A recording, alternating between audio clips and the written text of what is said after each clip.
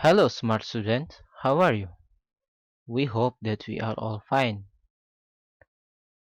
Halo, semua siswa-siswa yang sedang belajar di rumah. Bagaimana kabarnya? Kita berharap semua yang sedang belajar di rumah dalam keadaan sehat ya. Selamat berjumpa kembali dalam siaran pendidikan program Simpel Jago. Kerjasama antara Dinas Pendidikan dan Kebudayaan Kota Bontang dengan PKTV. Selalu patuhi protokol kesehatan selama pandemi, yaitu dengan melakukan 3M. Yang pertama, menggunakan masker, menjaga jarak, mencuci tangan, dan tetap jaga kesehatan dengan rajin berolahraga dan juga menjaga pola makan. Okay, smart student. In this time, we shall study English as long as 30 minutes. Pada saat ini, kita akan belajar bahasa Inggris selama 30 menit bersama saya, Binawan Purba, in English Learning Series. Sebelum kita memulai pelajaran kita, let us pray first based on our each religion. Pray begin. Pray finish.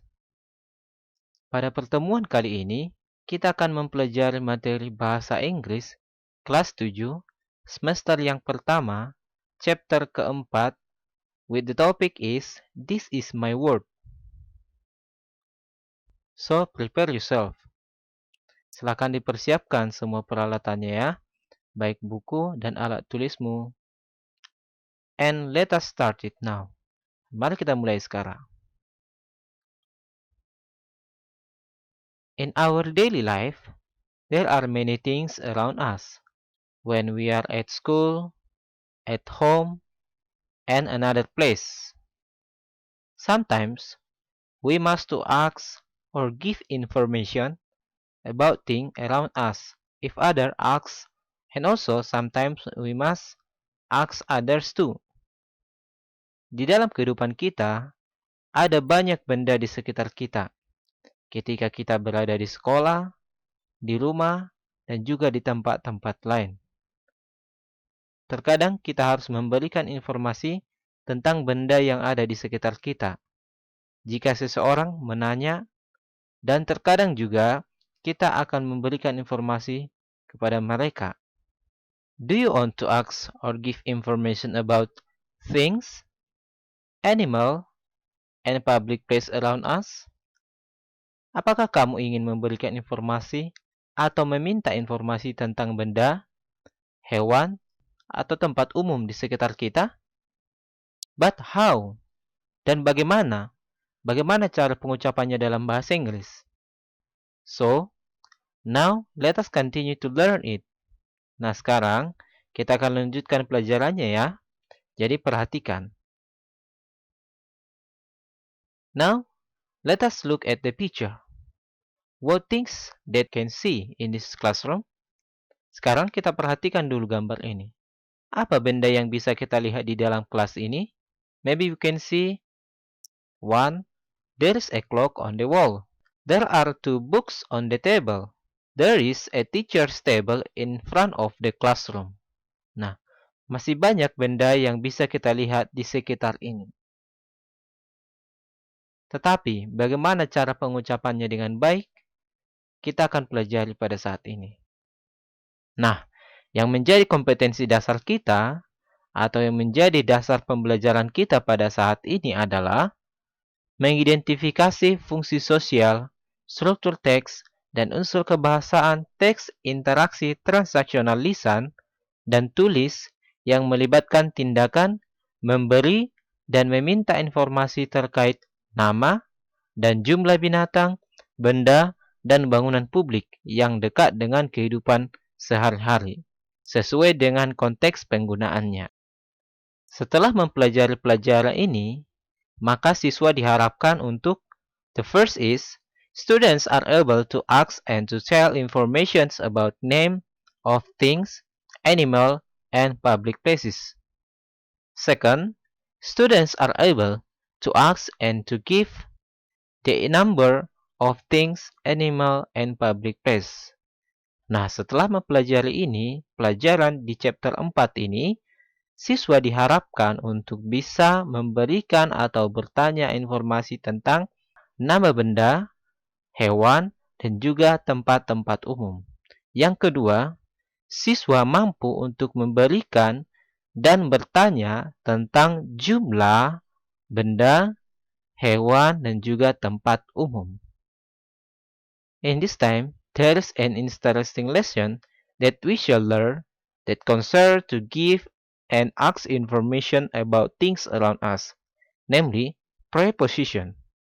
Nah, pada saat ini, ada satu pelajaran yang menarik yang akan kita pelajari, yang berhubungan dengan memberi dan meminta informasi tentang keberadaan benda di sekitar kita, yaitu preposition.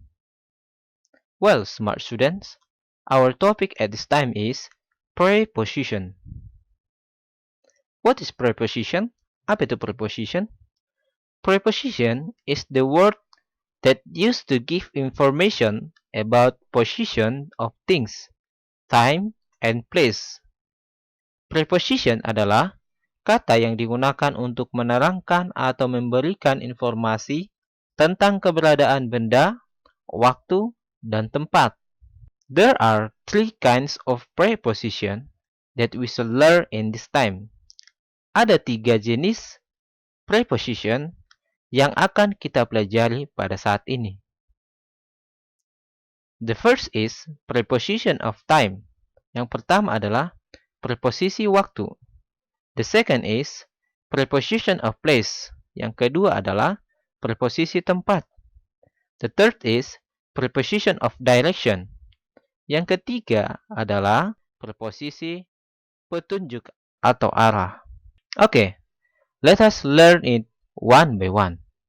Baiklah, mari kita bahas satu persatu. Kita mulai dari nomor 1. Preposition of time. What is preposition of time? Preposition of time adalah preposisi yang digunakan untuk menerangkan waktu. Nah, preposisi yang kita gunakan untuk time ini ada 5. Now, let us see the explanation for each preposition. Preposisi yang pertama yang kita gunakan untuk menunjukkan waktu adalah in.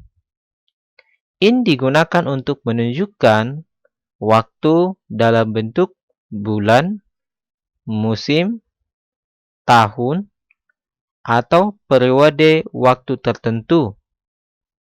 For example, I was born in 1991. Saya lahir pada tahun 1991. Nah, pengertian in di dalam bahasa Indonesia adalah pada. In digunakan untuk menunjukkan bulan, musim, tahun, atau periode waktu tertentu. Baik, yang kedua, preposisi on, yang artinya juga dalam bahasa Indonesia adalah pada.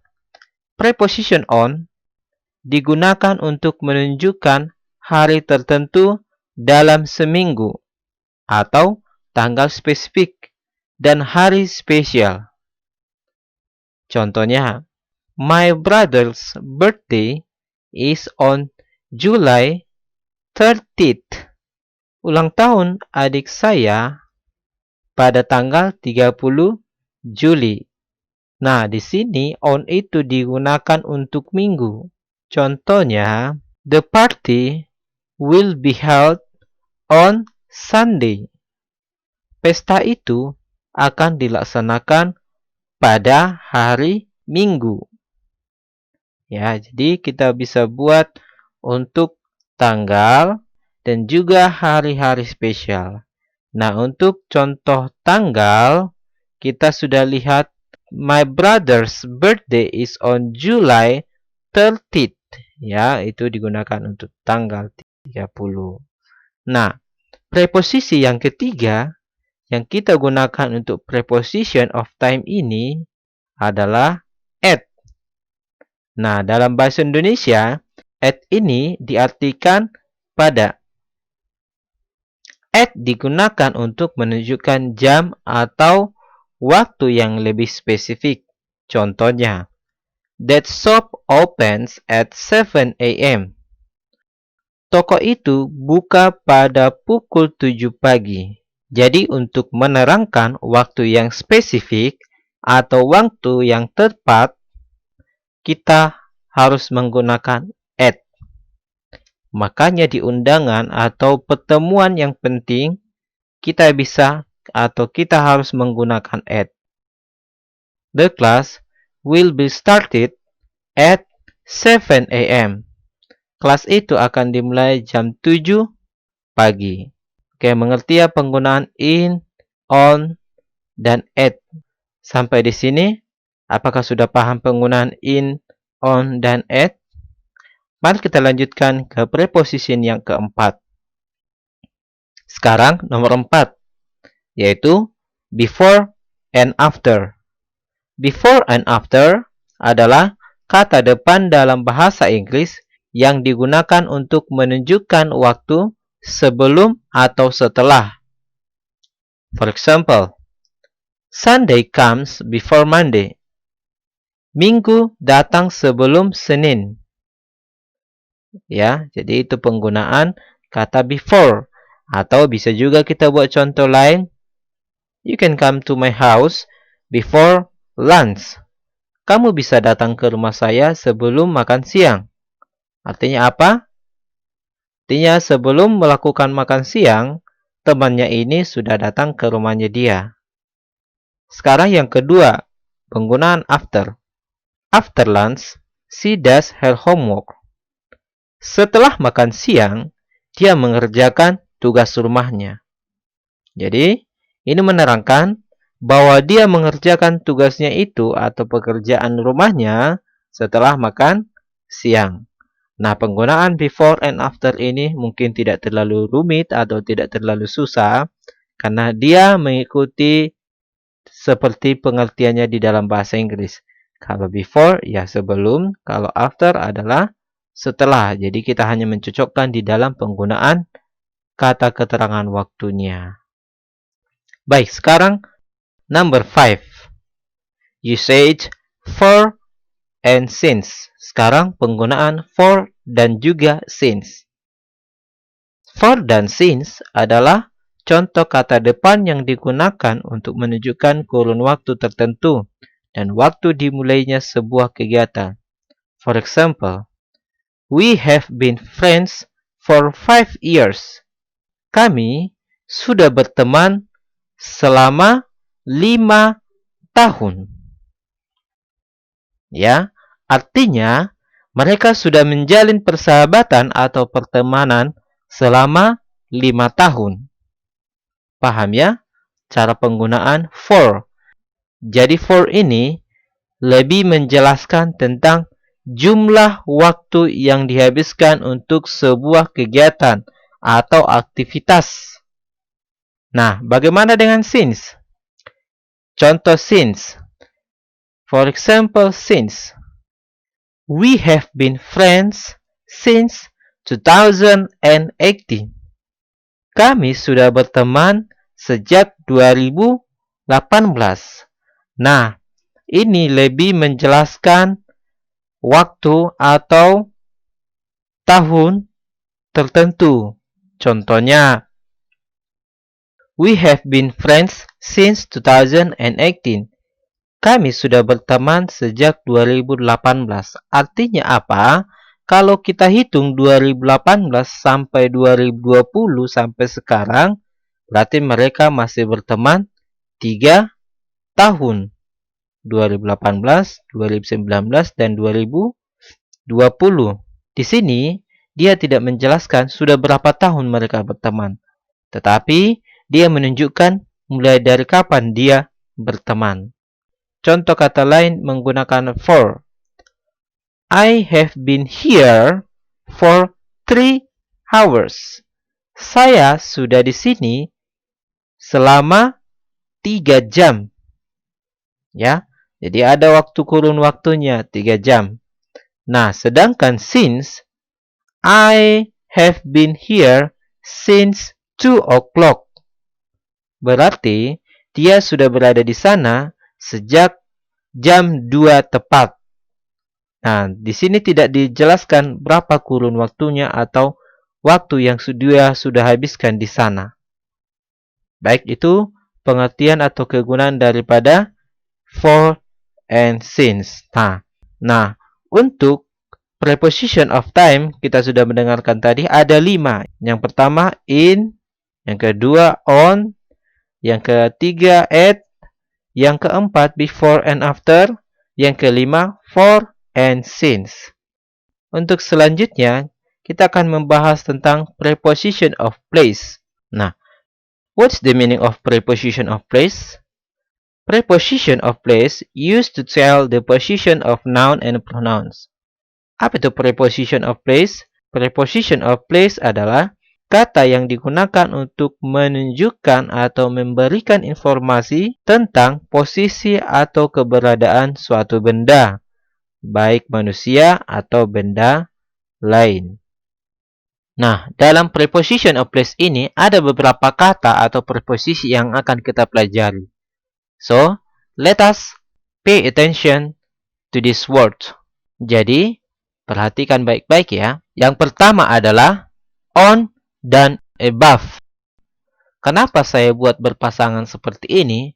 On dan above dalam pengertiannya di bahasa Indonesia memiliki arti yang sama, yaitu di atas. Nah, sekarang kita lihat apa perbedaan on dan above. Baik, coba kita perhatikan gambar berikut.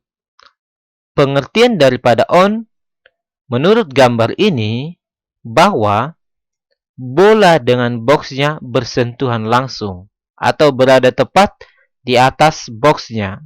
Jadi bola itu berada di atas box. The ball on the box. Ya. Sedangkan above, the ball above the box. Artinya dia tetap berada di atas kotak itu tetapi tidak bersentuhan langsung. Atau ada jarak antara box dengan ballnya. Paham ya? Jadi perbedaan antara on dengan above adalah yang on tadi bola dan boxnya bersentuhan langsung, sedangkan above bola dengan boxnya tidak bersentuhan langsung.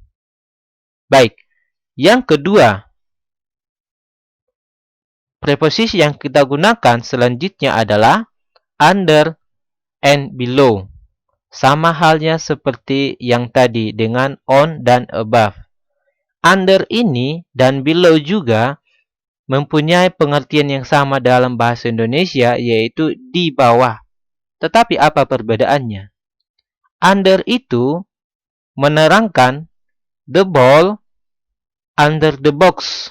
Bola itu berada di bawah boxnya. Artinya, antara box dengan bola tidak memiliki jarak atau bersentuhan langsung.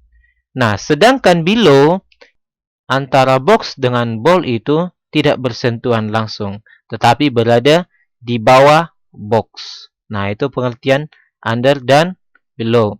Oke, preposition berikutnya yang kita gunakan adalah behind the box. Kata behind di dalam bahasa Indonesia artinya di belakang. Jadi, karena bolanya berada di belakang boxnya, maka kita gunakan the ball behind the box. Pengertian behind di dalam bahasa Indonesia adalah di belakang. Nah, selanjutnya, in the box. In ini artinya dalam bahasa Indonesia adalah di dalam. Nah, coba kita perhatikan bolanya berada di mana. Di dalam box itu. Jadi, kalau kita mau menunjukkan satu benda berada di dalam benda lain, contohnya, the ball in the box. Ya, atau bola itu berada tepat di dalam boxnya. Selanjutnya, in front of the box. In front of the box artinya di depan kotak. Nah, kita lihat di gambar ini, bola itu berada tepat di depan kotaknya. Paham ya sampai sini? Dan yang selanjutnya kita gunakan preposition of beside. Beside itu artinya di samping. Nah, kita lihat gambarnya. Bola itu berada di samping kotak. Jadi kita bisa memberikan informasi tentang bola ini, yaitu the ball beside the box. Bola itu berada di samping box. Baik, sampai di sini pembahasan kita tentang preposition of place. Jadi kita sudah tahu cara menunjukkan, memberikan informasi tentang keberadaan atau posisi suatu benda yang mungkin orang lain cari, atau kita mau menunjukkan posisi daripada benda atau memberikan informasi kepada yang lain.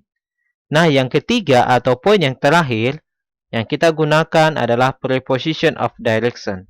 Nah, dari judulnya saja kita sudah mengerti bahwa preposition yang kita gunakan pada saat ini adalah preposition yang digunakan untuk menunjukkan arah atau preposition direction.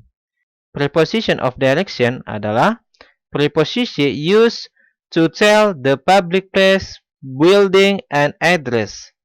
Preposition of direction ini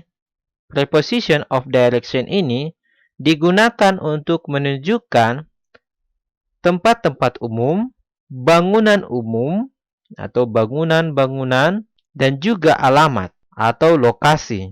Nah, apa saja yang kita gunakan di dalam preposition of direction ini? Baiklah, ada 5 kata yang kita gunakan di dalam preposition of direction ini. Sama seperti preposition of place juga, ada tadi terlewat sedikit, yaitu preposition of place itu ada juga di situ kita gunakan between dan juga among. Ya, tetapi kita akan bahas hampir sama ya, preposition of place dengan preposition of direction. Sama juga di dalam kita memberikan arah. Baik, yang pertama kita bahas tentang in. In, at, on di dalam bahasa Indonesia memiliki pengertian yang sama, yaitu di. Tetapi penggunaannya berbeda. In digunakan untuk menunjukkan alamat dalam cakupan luas, artian yang luas. Contohnya in Bontang. Bontang ini merupakan salah satu kota di dalam Provinsi Kalimantan Timur. Artinya, seandainya ada orang yang bertanya, kamu tinggal di mana? Where do you live? I live in Bontang. Nah, dia akan bertanya lagi, di mana di Bontang? Artinya, tidak spesifik informasi yang kita berikan.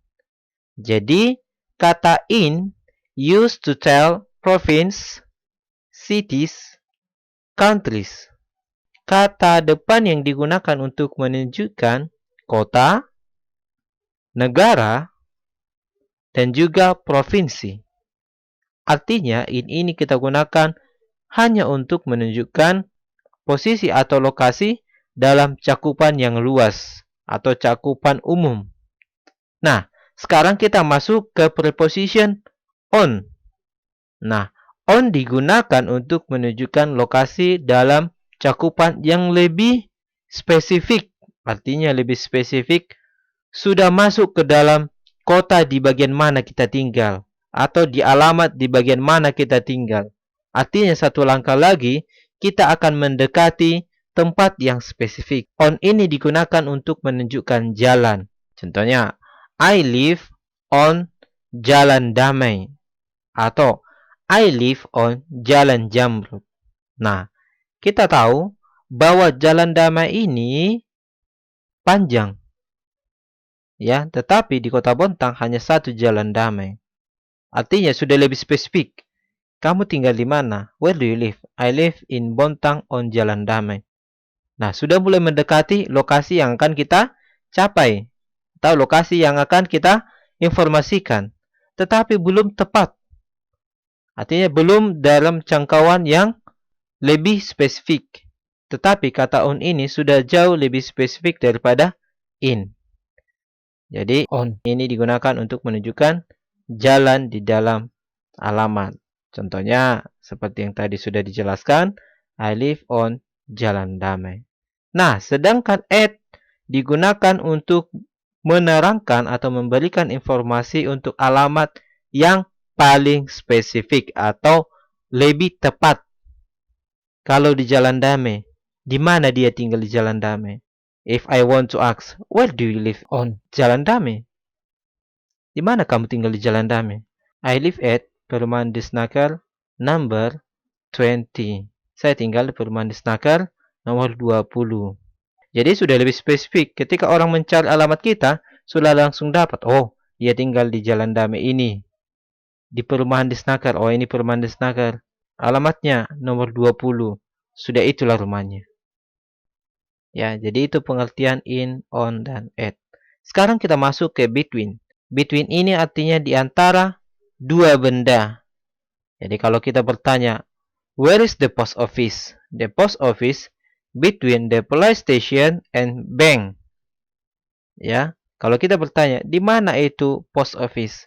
Kita bisa menjelaskan, the post office, kantor pos itu berada di antara kantor polisi dan juga bank.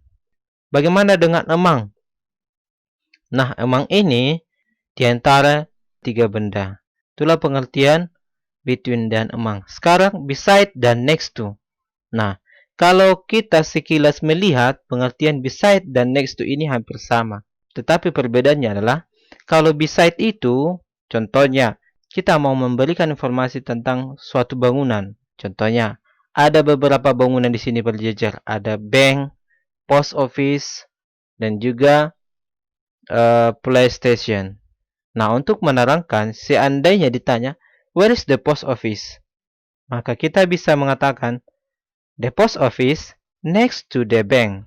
Artinya, post office itu berada tepat di sebelah kanannya bank. Sedangkan kalau beside, where is the police station? Police station beside the bank. Dia masih ada di samping bank itu, tetapi tidak tepat, berada tepat di samping daripada bank. Nah, itulah penjelasan tentang preposition of direction. Jadi mudah-mudahan preposition of direction ini bisa kita terapkan dalam kehidupan kita sehari-hari untuk memberikan alamat yang tepat kepada orang yang membutuhkannya. Okay, let us check your comprehension of this topic. Let's do the following quiz.